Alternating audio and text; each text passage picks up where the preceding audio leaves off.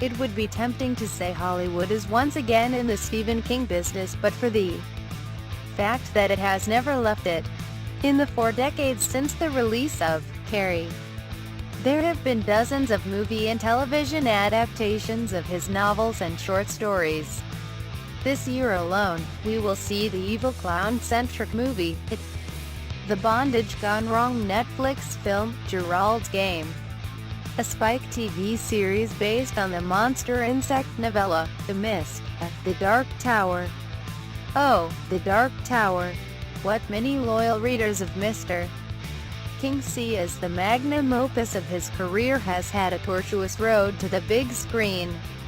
The film, due August 4th after several delays, stars Idris Elba and Matthew McConaughey and is directed by Nikolai Arcel, whose last film was the 18th-century Danish drama, A Royal Affair. Sony Pictures hopes that this is but the first entry in a franchise that can span both movies and television. The story of how The Dark Tower was made covers many years. The story of The Dark Tower is even more complex. Here are the basics. What is The Dark Tower?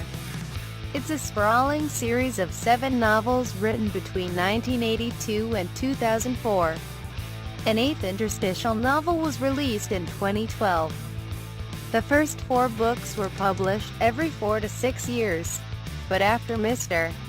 King was hit by a minivan in 1999 and almost died, he decided to finish the saga lest another accident finish the job. The final 3 books were published in 2003 and 2004.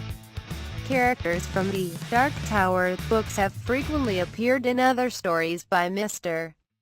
King. One of the series' villains is also the main antagonist of The Stand, and vice versa, effectively making the series the backbone of the author's oeuvre.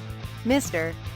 King himself also makes an appearance in the novels, which still comes as a surprise even if you know about it beforehand. Okay, but what is it actually about? It is an epic tale about Roland Biscayne, a gunslinger, think a medieval knight, but with the outward trappings of an American cowboy, who lives in a place called Midworld, which runs parallel to our own. In that world is a giant black tower that serves as the center of all universes, including our own. But Midworld has begun to fall apart. In an effort to save it, Roland must pursue both a bad guy who dresses all in black and the tower itself. In the film, Mr. Elba plays Roland and Mr. McConaughey plays Walter Odom, aka the Man in Black. They are able to cross back and forth between their world and modern-day Earth, where they encounter Jake Chambers, the newcomer Tom Taylor, a boy who has been having visions of Midworld. So, it's a western, a fantasy, both. It's also a sci-fi story and a horror story. There are evil wizards and crystal balls, people who come back to life, and vampires and creatures with animal heads who wear human faces. It's a lot. Mr. King incorporated as many genre elements as possible, and it makes for a fun, though not easy to categorize, experience. This is still a little confusing. Should I read any of the books beforehand? Feel free. You should be aware, though, that the film is not a straight adaptation. Rather, it seems to be some combination of the first novel, The Gunslinger, and the third, The Wastelands, while also incorporating significant story points from the last book. Reading all 7 novels would also mean plowing through nearly 4,000 pages. So there's that. There are so many Stephen King movies. Why hasn't someone tried to make this one before? Someone has. Several someones. It was initially set to be adapted by the Lost collaborators, Carlton Cuse, Damon Lindelof and J.J. Abrams.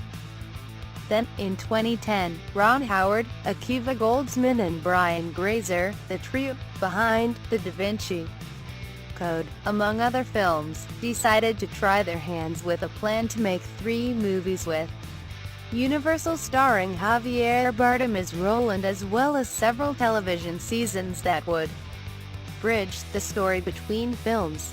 That deal fell apart a year later, but the team found a new studio, Sony, and a new star, Mr. Elba.